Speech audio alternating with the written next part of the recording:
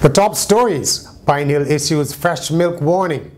Barbados retains ranking as least corrupt country in Latin America. And Windies manager says they are putting India behind them.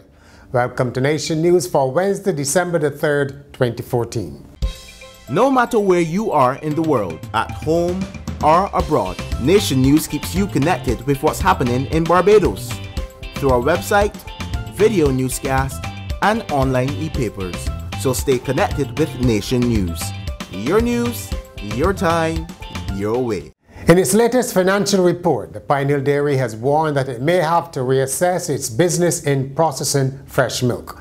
It says it will do so unless local milk farmers are given financial aid to reduce farm gate prices, as is done in many other countries.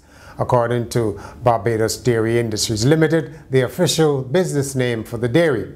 Barbados, it says, has perhaps the only remaining comprehensive fresh milk production and processing industry in CARICOM, but it is one that needs restructuring. Pine Hill Dairy, part of the bank's holdings family, was able to report a very modest profit, largely the result of efficiency gains rather than meaningful sales growth. The open campus of the University of the West Indies, which promotes web-based distance education, wants to wean itself away from government subsidies within 10 years.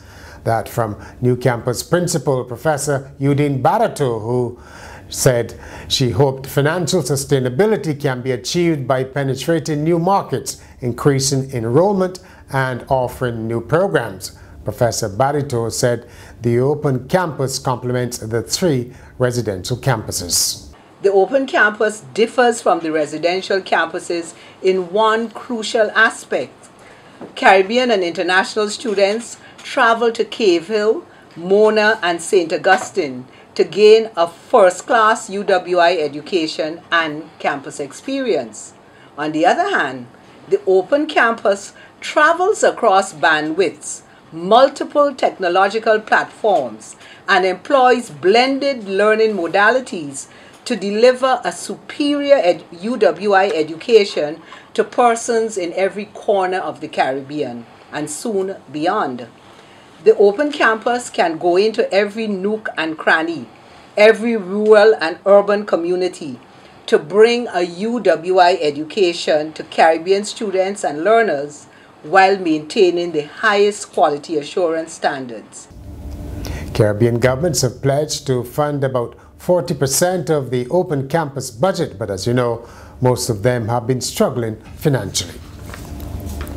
Barbados is now ranked number 17 out of 175 countries on the annual Global Corruption Index published by Transparency International, still deemed the least corrupt nation in the Caribbean and Latin America, though down 2 places from last year.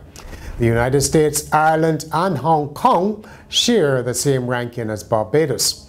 The Corruption Perceptions Index scores countries and territories on a scale from 0, highly corrupt, to 100, meaning the country is perceived to be very clean. Barbados has a rating this year of 74, 1 notch below last year's 75.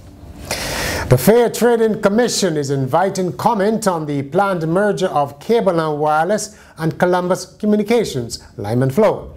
The FTC said it was assessing an application from the 2 entities, but it now also wants to hear how the public feels. Comments should be sent by mail or email to the FTC by December the 15th. 2 visiting Mexican sheep production experts say the Barbados black-bellied sheep is of a very high quality and the island should take steps to export the genetic material.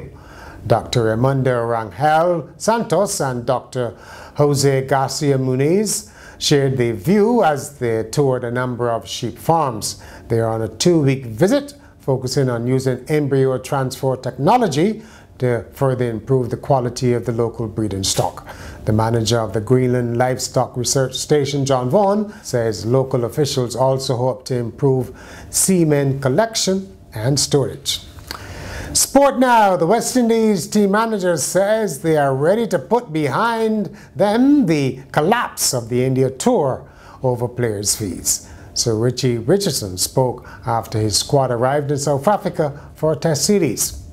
In recent weeks, we haven't had any discussions in regards to that, which is a good thing. It means that we're not focusing on what has happened.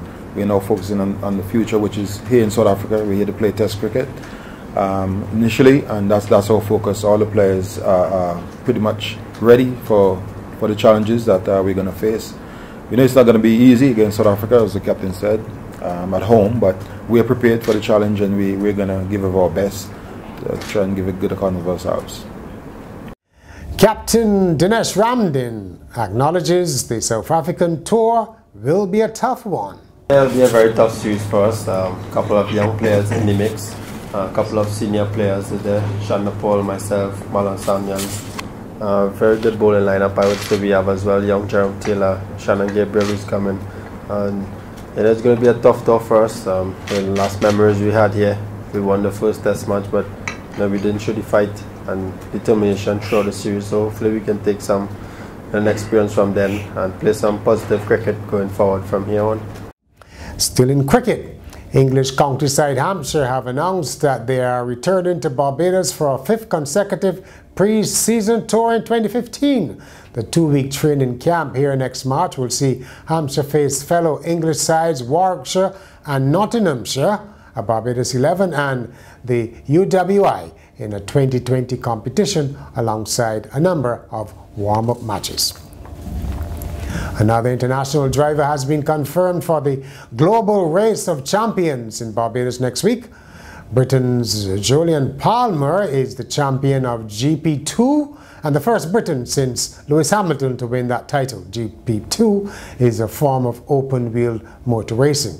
And Palmer will join Indianapolis 500 winner Ryan Hunter-Reay and European Formula 3 champion Esteban Ocon among the single-seater contingent at Bushy Park. Other participants include World Touring Car Champion Jose Maria Lopez, World Rallycross Champion Peter Solberg, Williams Formula 1 test driver Susie Wolf, former NASCAR Cup champion Kurt Busch, and ex-Formula 1 racer David Coulthard. And finally, a very odd story this. The University of Texas at Austin is missing about 100 brains. About half of the specimens the university had in a collection of brains preserved in jars of formaldehyde.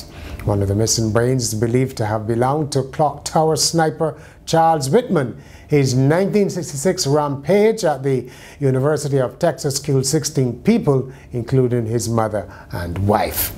The brain specimens on campus are used as a teaching tool now. The question is, who would want to take them? That's Nation News for Wednesday. For more, log on to nationnews.com as well as YouTube, Facebook and Twitter. And pick up your Daily Nation at newsstands on Thursday.